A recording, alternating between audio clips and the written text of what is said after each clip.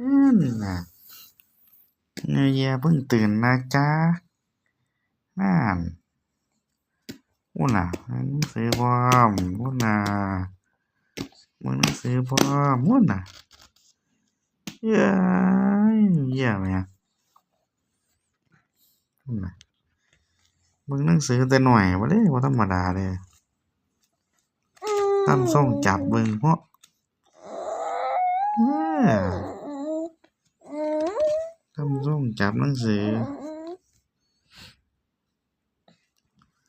เงยแย่หัวฟู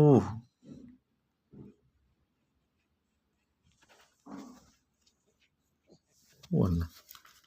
นั่งคือแต่ละพี่น้องเบิ่งแหน่อู้น่ะ